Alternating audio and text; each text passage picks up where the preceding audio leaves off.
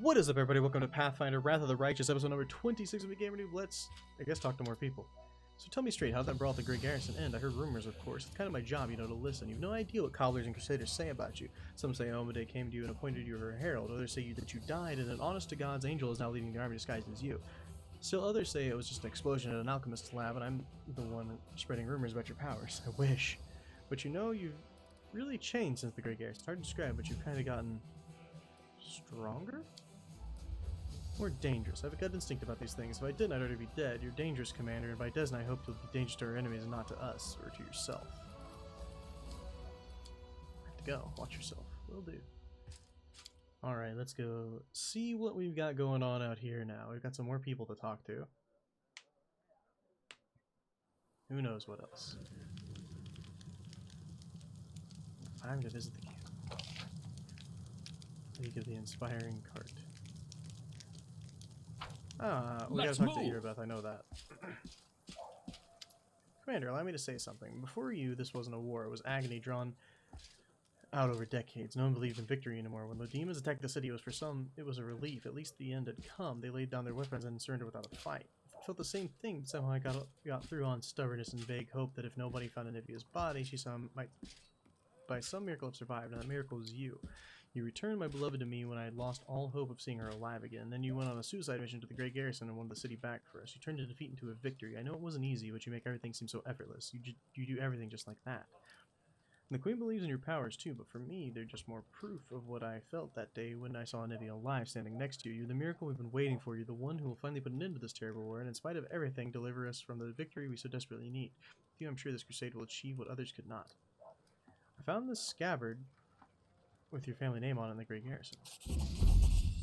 The scabbard held the solemn hour, my family's sword. My father once fought with it, and I took it when I left home to become a paladin. Alas, it was not stolen. I parted with my heirloom willingly to help someone dear to me. Anivia needed expensive healing, and having no other way to procure the money, I pawned my father's sword. I think you'd have understood. I'm sure you'd have given up everything to help the family.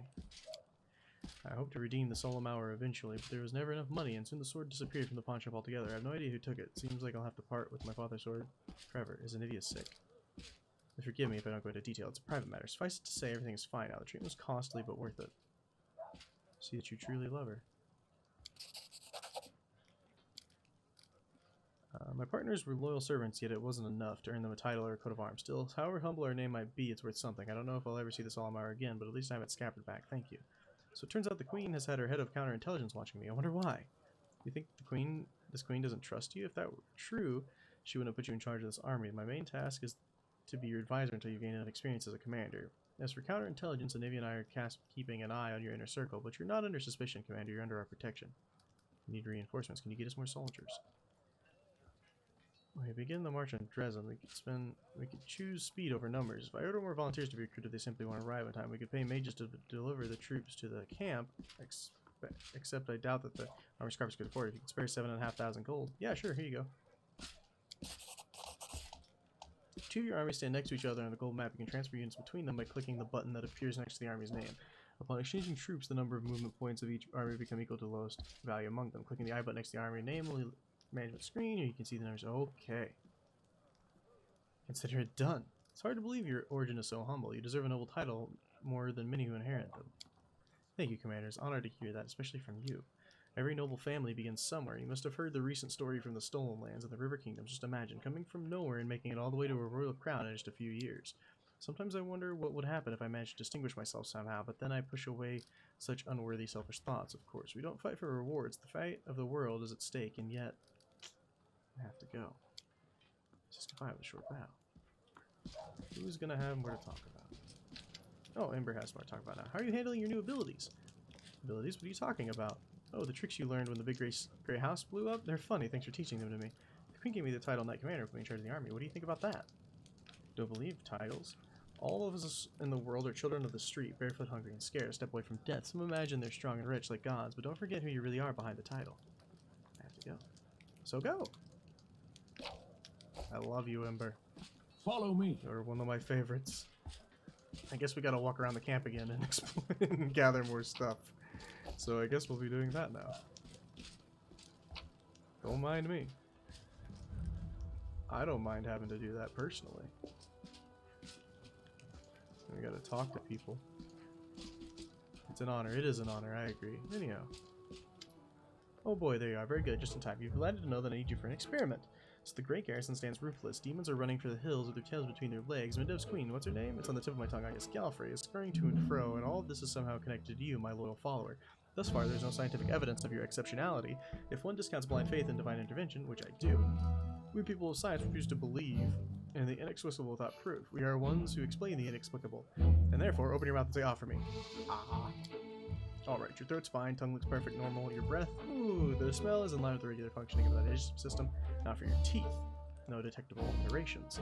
By the way, did you know that many individuals, while being wholly civilized representatives of their races, still have an amazingly powerful bite? Are you really trying to find a correlation between Fainlink and civility? For the good of science, I look for correlations everywhere and in everything. How can you prove there's no correlation if you don't bother to look for one? If someone gets on my nerves, I can bite hard enough too. Can you? We definitely must test that someday, but not today. Now we're conducting an experiment of a different kind. Moving on, alright, what do we have next? Ears, let's check your hearing. Testing! Your hearing is fine, was fine, but don't worry, it's scientifically proven that it'll return to normal soon. Next, your eyes are clear, posture is satisfactory, lip length is standard, no lice. Boy, you're the picture of health. It's a pity I was expecting to find some anomaly, but now let's assess your mental state. Imagine a hypothetical situation. You are a tree. Two squirrels have found their way into your hollow. They're copulating there. What do? I'll do precisely nothing, because I'm a tree. An unconscious act of withdrawal along with a lack of trust in your own abilities, or perhaps just a healthy dose of pragmatism. On to the next. Other hypothetical situation. You're a tomato. You've just been picked from the vegetable patch and put into a crate. You know that today the cook will use half of the tomato from the crate to make soup. What do? There's nothing I can do. I'm a tomato, remember? An unconscious act of withdrawal, an ability or unwilling to see something bigger behind something small. Alright, I understand. On the surface, it appears that you don't really believe in your ability to change things, but in fact, you're a strong pragmatist who knows perfectly well what you can and can't do. The reasoning is that of a mortal, one who's capable of achieving a great deal, though he would even deny that. On that note, I deem this experiment complete. Thank you for your participation. And you still remain a puzzle to me. I love puzzles. One of these days, I will solve you completely, unless I forget. I have to go.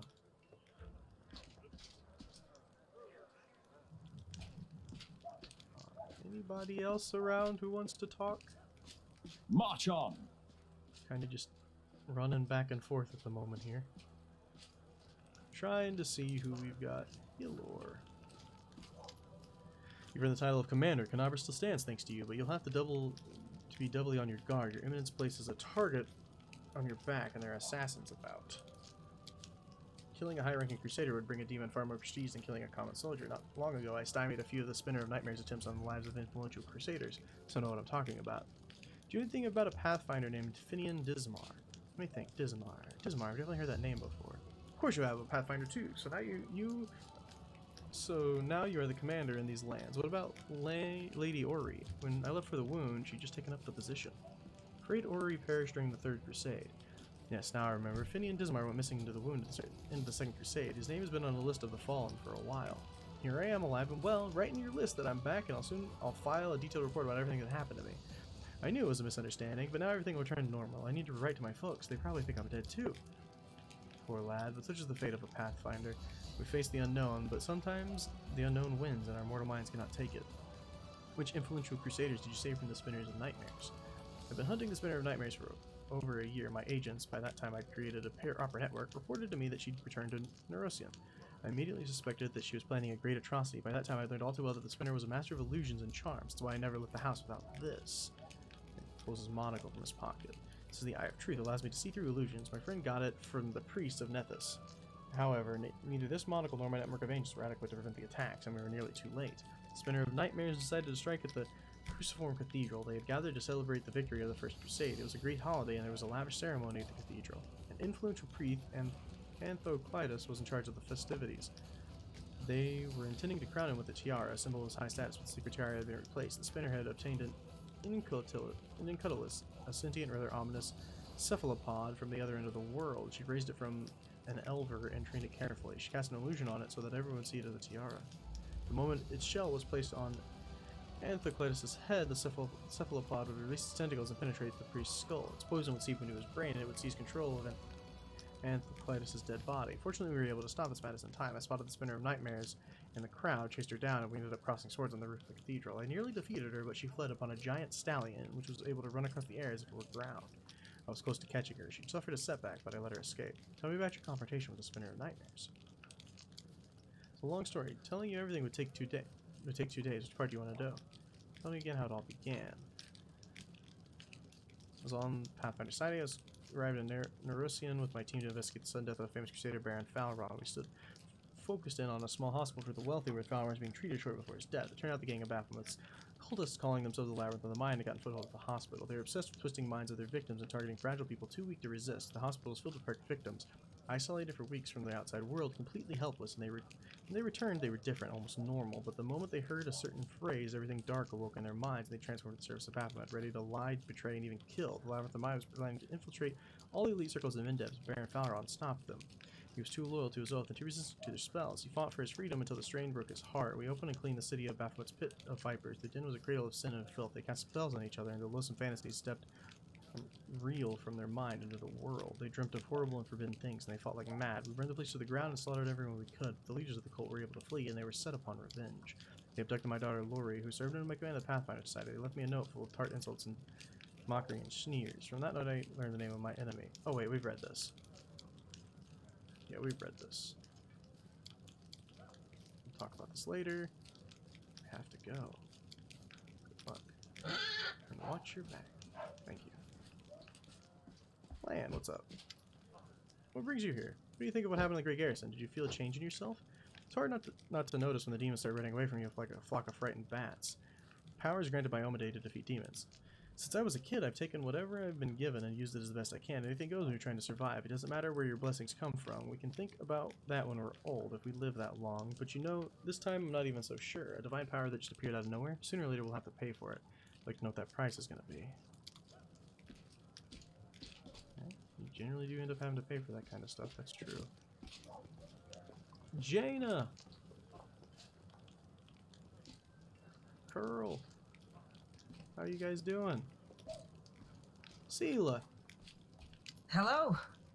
So, what do you reckon about everything that's come crashing down on us? All the responsibility, command, this new power?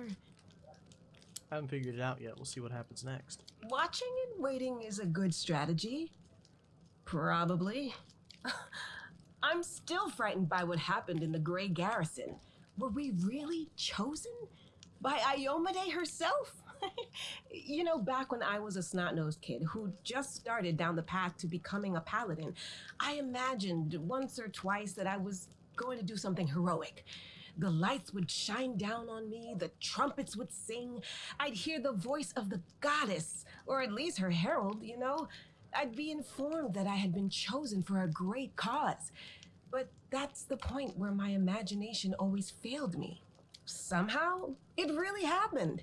Without all the trumpets or the herald or even anyone explaining what I had to do. Though it's clear as day, my place is here, in this demon-ridden wound. Quite a lovely war going on, in fact. Endless, I hear. I'm gonna need some time to wrap my head around this. Spare me an hour and I'll crawl into some dark corner and whine about my hard lot. What can I tell you? I cry easily. Alright. Good talk, Sela. More loot! I like getting loot. It just keeps being more for some reason. Darren! There you are. So how do you like your new role, advisor? You're also enjoying poking me with that stick, don't you? Imagine it, me, a crusader. If my dearest cousin hoped to teach me a lesson, she managed it perfectly. An assignment I couldn't avoid without losing face. This idiotic journey leading straight into the demon's maws.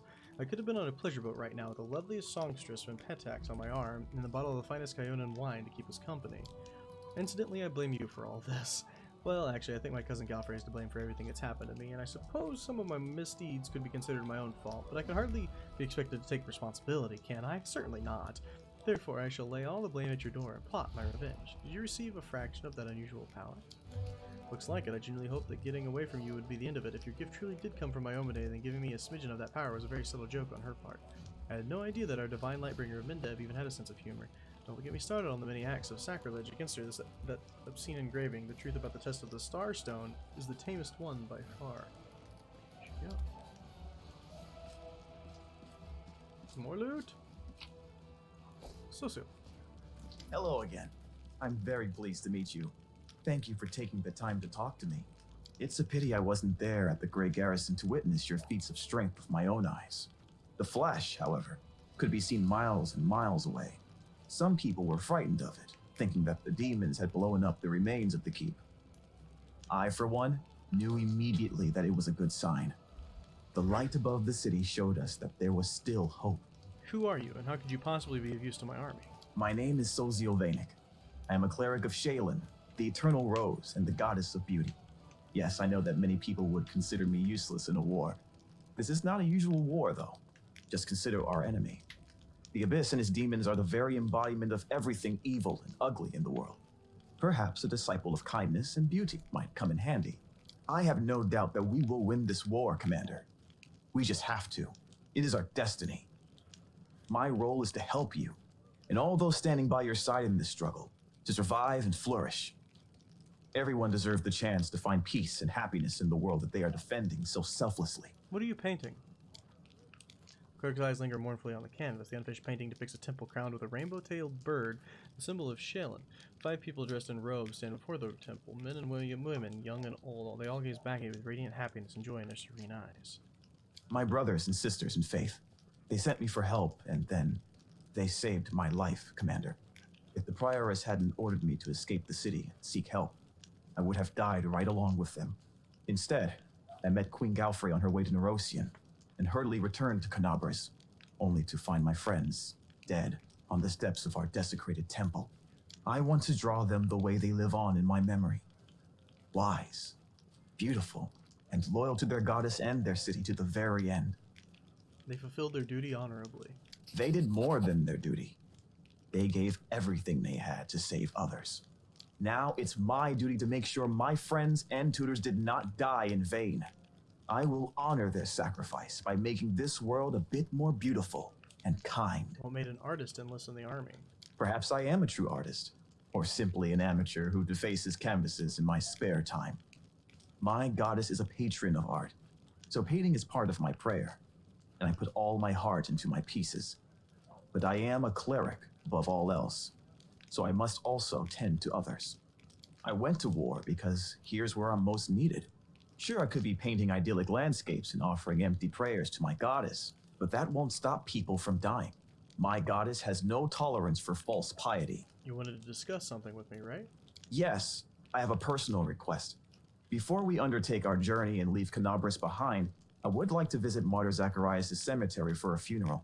It's not far from here, and it's important. I would like to pay my respects to my friends from the Temple of Shaylin who died defending the city. Also, if it's not too much trouble, I would like you to come with me to honor their memory.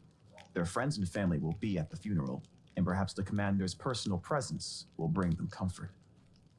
I know that you are burdened by many cares right now, so I understand if you can't find the time. But if you could, I would be sincerely grateful. It was nice meeting you. Now I have to go. You must be rather busy indeed. Leading a crusade all by yourself is no joke. I still believe that you are up to the task. This war has been raging for 100 years, but you've given us a chance at victory. I have? Well, that's nice. That's nice to know. Let More us loot? be off. Always more loot, friends. Always more loot. The Aethor Hawkblade.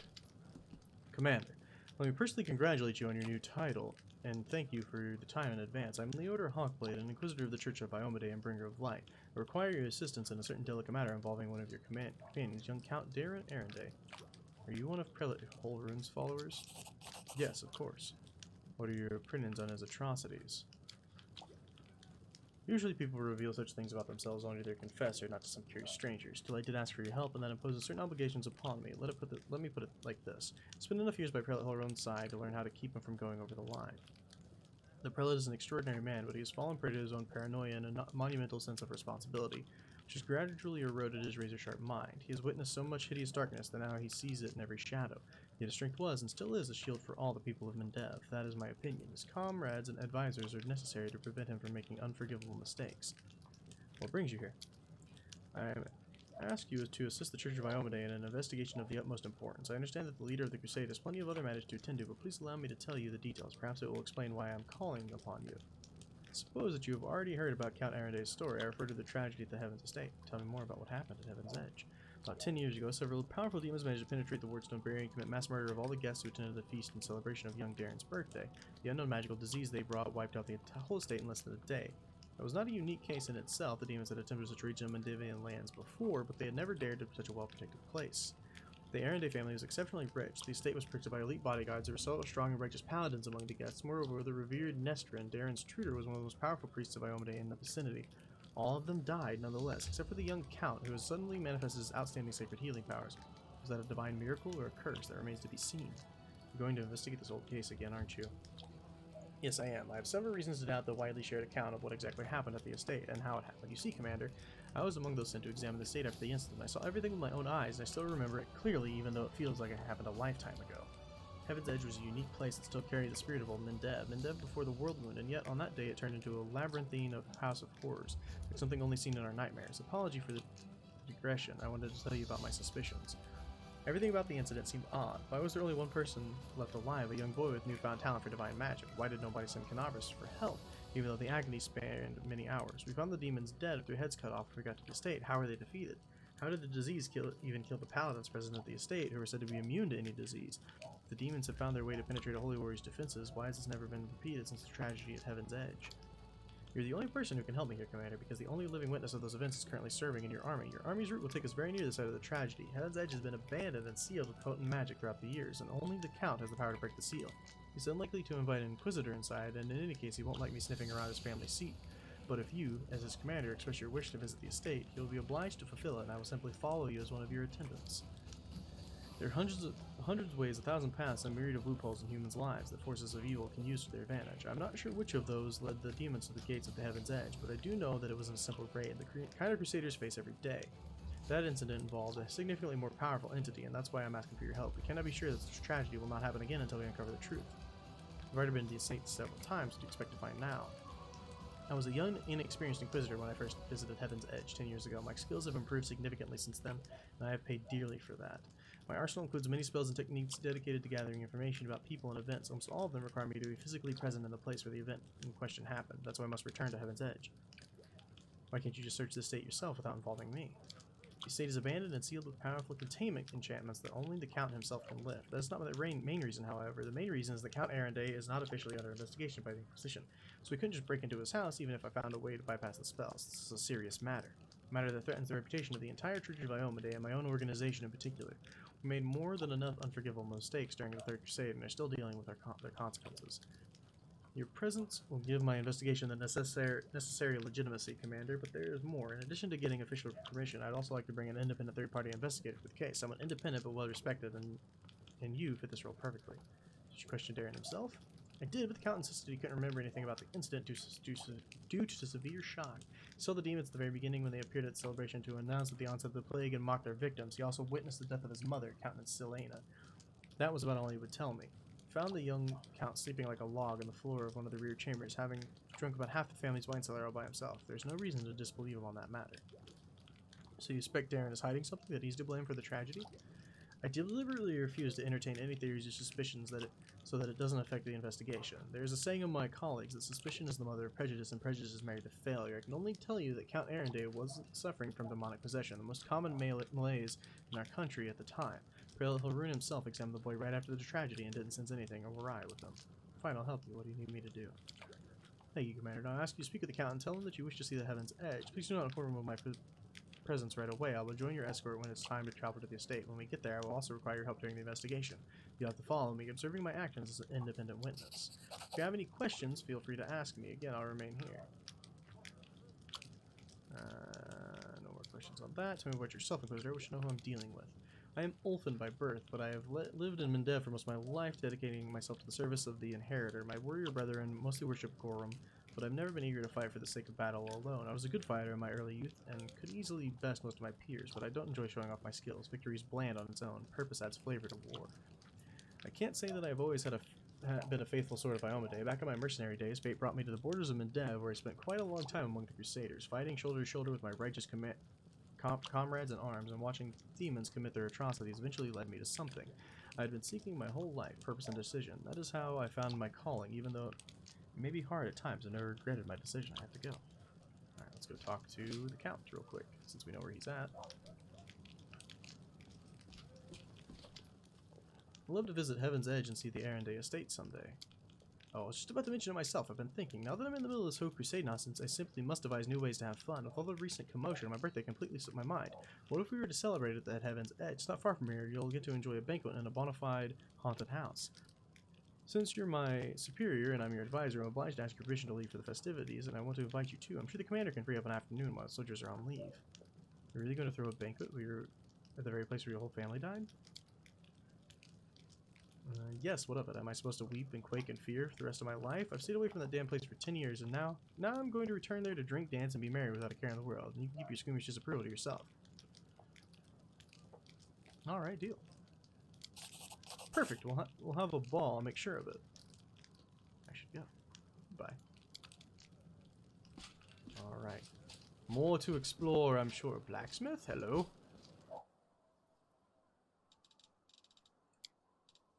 Who are you? You just have a bunch of weapons? But why? Okay, thank you for the 6 gold.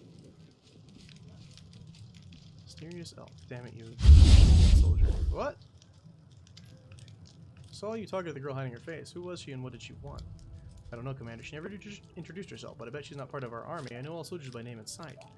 She was looking for some elf volunteer, wanted to know which tent he was sleeping in. At first I thought she was a messenger from Mindev. She definitely wasn't one of us, but now I see how it looks almighty shifty. She was some sort of spy, though. Let's go. Bullshit. Hey, Chief, want to talk? What do you think of my new powers? You know what you did back there? I have a few ideas. We could send you to Pitak's underground arena to fight, give you a scary name like Swift Sting or something like that. Give you a great cover story. Enemies burn down your house, you're avenging your dead family, the public eats that stuff up. You'll wear a shiny eye-catching outfit or a black one if you like black better. We'll split the prize money 60-40. 60 for me, of course. You know, arranging fights isn't easy. Those people are tough. I'll be taking more risk than you. After we get us set up in Pitak's, we'll tour different cities, make some real money. What do you like? You don't like the sound of it? Do you have any other suggestions? Got one more. Have you heard of Razmiran? It's some land of the River Kingdoms ruled by the King Razmir. A friend of mine used to live in Razmiran. He got out of there as fast as he could. Long story short, King Razmir of theirs is a god. He keeps people under his heel. They're all terrified of what he might do. He sits on the throne wearing some white mask, giving powers to anyone. Come and take power from me, he says, so long as you believe in me. But that friend of mine, the one who fled, was a half-sister on an old man's side who's a cook in the castle, and a washerwoman who's the cook plays cards with in the evenings told her a juicy rumor. Word is Razmir isn't a god after all. He hasn't got no powers. So here's my point. You do have powers, pretty scary ones too. We'll find some shabby little kingdom. I'll start some rumors. You'll show off a few tricks to wow the locals, and that's it. We'll make you a deity. But first I want you to put in the writing that I'll be your chief advisor. I'm not going to do anything just on the nod. I've been there. People promise you mountains of gold, and when it comes to it, they're all like, get lost or I'll set the dogs on you. So you like the idea? Yeah, I'm not gonna do that. And that's disgusting. Cleaning privies is disgusting. Deceiving the entire kingdom is art. You're not appreciating what I'm offering you, Chief. I don't make offers like this to anyone. You know, I have to go. Orgus? There you are. I've been waiting. As you can see, I too have joined the Crusade. I don't know how to swing the sword, but war is costly and I have money. Besides, my intellect and business sense may prove useful even on the battlefield. Besides, I believe I owe you an apology. The way I behaved was rude, ill-mannered. You were an honest and honorable person. You have clawed your way up from the bottom of the society to the title of Knight Commander, and you are friends with Queen Galfrey herself. Such persistence deserves respect. Please allow me to gift this magical amulet for my humble personal treasury to mark our future cooperation. Yes, tell me the story. Yes, I already know. It's like to live your entire life under someone else's name. I've already seen that. I'm just getting them grayed out again. Aren't you grade our review your secret to everyone now?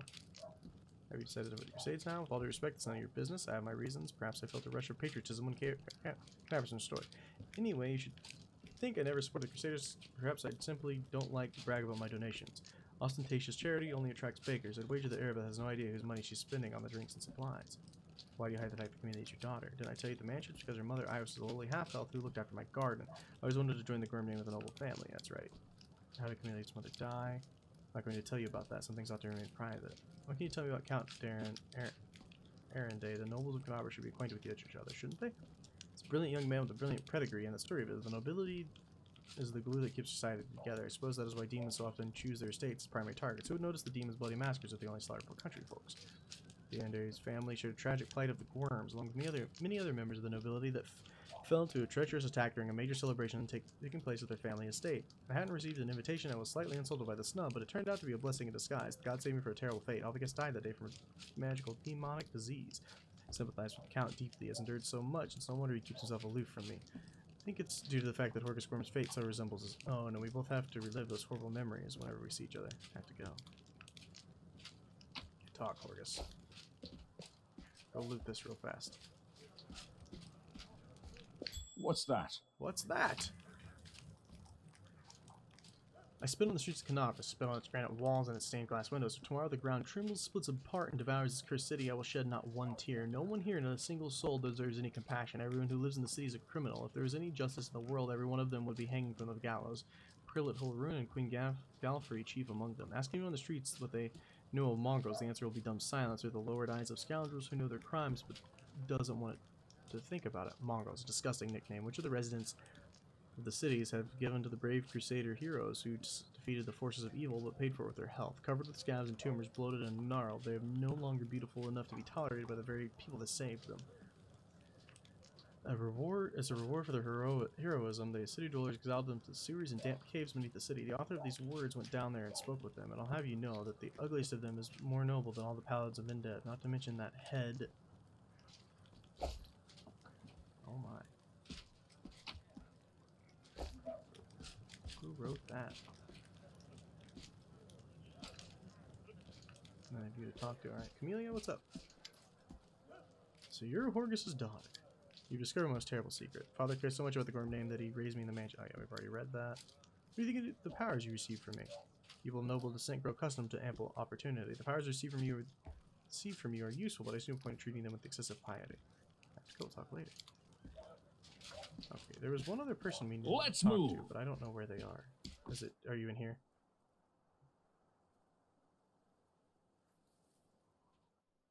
You are! Hi there. Also, how dare you restock your supplies without asking me? My commander, how can I help? There's so much I can do. Just ask! You've probably heard about the wound I have, and the one that sometimes opens in my chest. Can you perhaps tell me it's some kind of demonic curse? Yes, indeed. I've been told of your affliction. Can you will the wound to open? No, that's a shame. What can you tell me about this wound? Well, it's difficult to say. I know of blades that leave never-healing cuts, a poison that stop wounds from healing. I've heard of witches' curses that reward with eternal wounds, but wounds that seem to reopen and heal over and over. Perhaps you know of other cases like this? Let's think. In 4671, a Mendevian army corporal had all his bones and cartilage turned to glass. In 4700, a scribe in Canavris had all her skin simply come away like she'd been boiled. And in 4638, oh, you don't happen to have insects crawling all over you? Locusts? No? Rats, perhaps? Too bad. Do you think it's dangerous?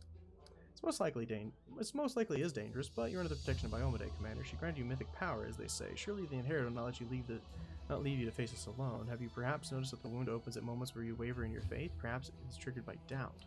Thank you for your answers. Sorry I couldn't tell you anything useful. Be sure to study this matter and consult a few of my encyclopedias. Tell me about yourself. Oh my, I could tell you so many amazing things, and you choose the most boring one of all. But alright then, about myself then. Where are you from? Isgir, a small piece of land that proudly calls itself a country, though it hasn't been independent for a single day in all the centuries it existed. They have a lot of national pride, but all of it's borrowed, always looking to a great day when they can at least be free from the rule of Cheliux. The Isgiri love talking politics. Two of them start bargaining over beats of the market. You can be sure that they'll end up arguing about whether an independent Isgir will be a monarchy or a republic. I've always found it funny to listen to and a little disgusting. You see, there are a lot of us halflings in the country, but very few of us are citizens. Most are slaves. I was lucky. I've always been clever ever since I was little. So they sent me to school instead of making me do the grunt work. They taught me to count and write, and I was sold as a secretary to Lord Axelar Tresbot. He's the one I left Isgard with. Never to return, I hope. How did you come to serve Queen Galfrey? I was a slave of Lord Axelar Tresbot in Isgard, my homeland. Oh, what a man he was. He towered over his fellows like a rock over a garbage heap, a true hero. He brought me as a simple secretary, but he made me learn the history of the Worldwound, all of it, one volume after another. He hired tutors for me, even sent me prominent historians, but he didn't want a simple slave. He wanted a slave with an impeccable education. Lord Tresbot was going on a crusade. He firmly believed that the servants of the good gods were weak, and only a follower of Amadeus could stand against the demon invasion. He took me along as a secretary and a historian, and most importantly, he entrusted me with recording his glorious story for future generations. In his crusade, Lord Tresbot performed many brave feats, but even he could not stand against the Worldwound alone. In the final battle with the demons, when my lord realized he was doomed, his final act was to cover my retreat, so that I could tell the world it was a great deed. Some people have said that what he did was not heroic, just an arrogant moron puffing himself up one last time, but I say curse their tongues. My difficult journey ended in Mindev when I found my freedom. There I published Lord Tresbot's biography, and I don't want to boast, but who am I kidding? Of course I do. The book sold in great numbers, and made me rather famous for a time. That's what brought me to the Queen's attention. She invited me to her court. After all, she was curious about my deceased lord, and she was in great need of an expert on the history of the Worldwound. I hope you'll find me useful as well. So you're not just a historian, but a writer too. You would write a book about my crusade? Why not? As soon as we finish off the demons, I'll get right to it. Just take care you don't end up like Lord Tresbot. Do you worship any deity? When I was a slave in Isgard, they would beat me with a stick to force me into believing in Asmodeus. They hit me and said it was for my own good. Ever since then, I don't like temples. I realize there are different gods like Desna or Caden who teach goodness and freedom, but it's just, as soon as I smell frankincense, I see the slave driver's stick. Maybe one day I'll be able to turn to a deity without cringing from a blow for not being reverent enough, but for now I let others pray for me. Nora sounds sincere, but you feel like she's holding something back. Thank you for your answers. Tell me about the history of the Worldwound. I could talk about that for hours. What exactly do you want to know? Tell me about old Sarkorus. It was an unforgiving country inhabited by numerous tribes of Kelid barbarians. Imagine Numeria, but without the metal mountains or the realm of mammoth lords, but with a milder climate. That's Sarkorus. The country was ruled by priests of forgotten deities and shamans. As even said back then, before the Worldwound, the boundary between worlds was especially thin in this region. Since ancient times, Discari had his claws stuck deep in the minds of the locals. His cults thrived there for many centuries. Aroden tried to stamp them out, but in the end, of course, he passed away. How did the Worldwound come to be? The year Aroden died, 4606, a little over a century ago. No one knows if the timing was coincidental or if there was connection with Aroden's death, but I'll tell you what we do know. Priests and shamans who ruled Sarkorus hated arcane magic and all their practices. Wizards and sorcerers were driven from the land, or worse, one of their prisons held a witch named Arilu Vorlesh. We know nothing about her besides her name, and of course the atrocity she committed. By some unknown method, she managed to harness the terrible power of the demon lord Discari. Together they tore open the barrier between worlds, opening a rift to the abyss in the very middle of Sarkorus. The Worldwound slowly but mercilessly expanded, devouring more and more land. In a matter of years, Sarkorus was a memory. Sometimes I think what they do to Arilu in that prison, just imagine she was ready to give herself to the abyss. If only the demons might devour her torturers along with her. To imagine such hatred, it terrifies me. Tell me about the First Crusade. It began in 4622. Yes, it took the church and the secular authorities nearly 2 decades and hundreds of thousands of lives before they decided to take action. In the meantime, Sarkorus was only supported by handfuls of volunteers. By the time the Crusade ended, the demons had already invaded Mindev. The Crusaders pushed them back, and what must seem like a total triumph at the time, the forces of good easily crushing the demons on all fronts. They erected Dresden on the lands they conquered, an indestructible fortress in the capital of the Crusader movement. In 4630, 8 years after it began, the First Crusade was declared victorious. It was the first triumph of the Crusaders, and unfortunately the last. Tell me about the Second Crusade. In 4638, the Worldwound started expanding, and a new wave of demons appeared. The Crusaders were all but delighted. Last time they routed the forces of the Abyss, and they welcomed another chance to prove themselves, but this time everything was different. Instead of scattered gangs, they faced a large, organized army. Dresden was besieged, and the Crusaders lost the whole lands they'd won back and forth. They had to retreat, and all that remained of Sarkorus was left to the demons. But while the monsters were devouring the unprotected lands, the Crusaders erected a chain of ward stones along the border of the Worldwound. We have Iomade and her herald to thank for their help. It was the Second Crusade's only victory, but it halted the wound's growth. The catastrophe had become a stalemate at the tremendous sacrifice. Tell me about the Third Crusade. But after about 50 years after opening the Worldwound, Discari found an ally, Baphomet, entered the war, a cunning, insidious demon lord who prefers deception to open conquest. He set his enemies against each other, the lures of the virtuous onto the path of the wickedness. Traitors appeared among the Crusaders, secret agents of his cult. For a time, no one suspected a thing, even as they watched helplessly as the Crusader movement fell to ruin. Where once valor proudly stood, now greed and dumb cruelty reigned. The outrage was drowned in apathy. In 4665, the church announced a new crusade, hoping to boost morale. They didn't succeed, to put it mildly. Some fought the demons in earnest, and for a time they even dared to hope retake Dresden, but the Third Crusade would be remembered as the witch hunt. In every sense, Inquisitors hoped to purge any cultists from the ranks of fighters. Instead, they got a barrage of denunciations, widespread suspicion on innocent victims. Sometimes happened that two orders would denounce each other as traitors and wipe each other out, much to the demons' delight. Just 3 years later, in 4668, the church put the disgrace to an end. Of all the crusades, this was the one who was the least glorious. Tell me about the Fourth Crusade. Of course, the demons had no intention of sitting quietly caged behind the ward stones. They kept attacking Canavras, trying to reach the stone or destroy it, or just scratch its surface, or even if that wasn't possible, befoul it. The Crusaders drove the demons away from the city again and again. The Fourth Crusade would last for 15 years, an exhausting study in positional warfare. The demons attacked when they were pushed back. Crusaders went on the offensive but were forced to retreat. All the while, their losses were tremendous.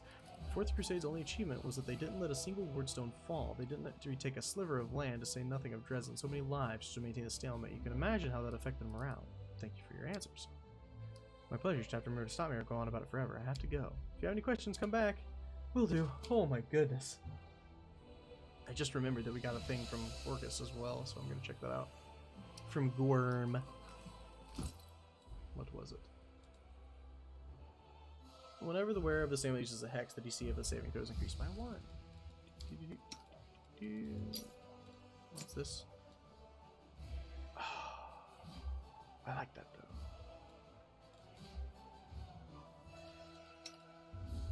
Who else uses hexes?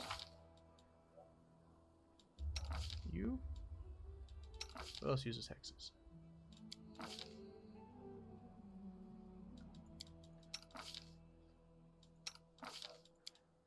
None of you. Do you use hexes? No. Do you use hexes? Yes.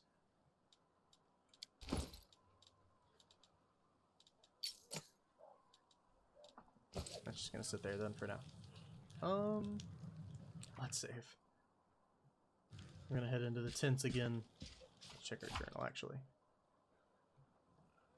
Drop in darkness. On road. Road to the Worldwound awaits.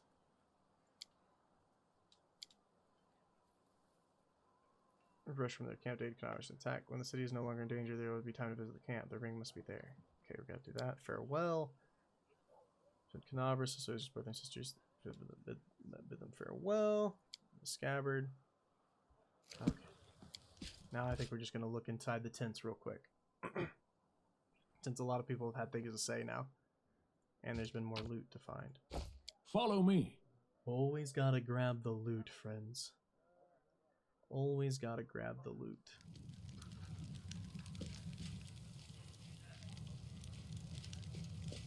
Talk to you. Chapel tent.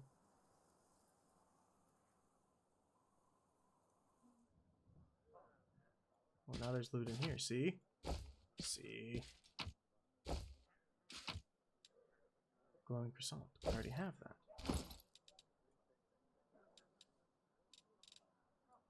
I already know this recipe. What can I sell it for? 25 gold. Ew. Don't mind if I do.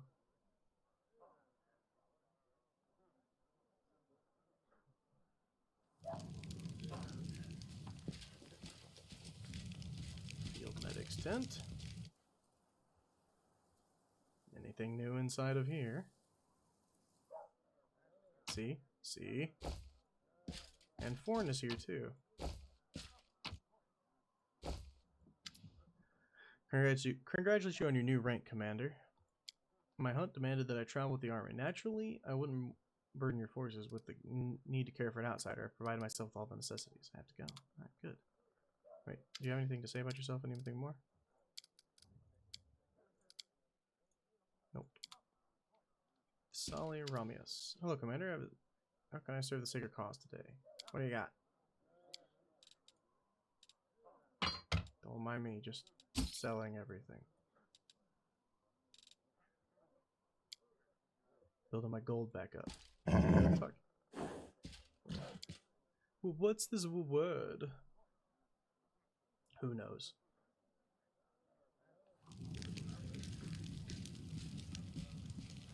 March on. It looks like we have done everything more or less, I would say. Other than go over here and get this loot. We missed some loot. That's okay.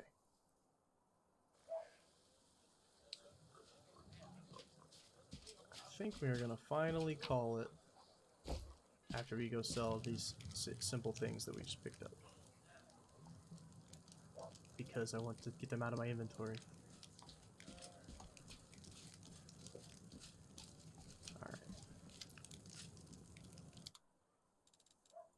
Bulk selling, please. And that. Deal. Alright. I think that's going to do it for me. Actually, I want to check one more thing. I don't know if this will probably be important, but I don't know when it'll be important. Alright. Now I'm going to be good. Alright, guys. I'll see y'all in the next episode. I'm going to get myself set up to get out of here. Oh, apparently I just... What are you doing? Who knows? I just need to be here, apparently. Let's move. See you guys in the next one. Peace. Hey, I hope you enjoyed the video. If you did, make sure to hit that like button. If you've got anything to say, go to the comments below. And if you haven't yet, hit that subscription button and the bell. If you want to see more, check out this video down here. Thank you so much for watching. Peace.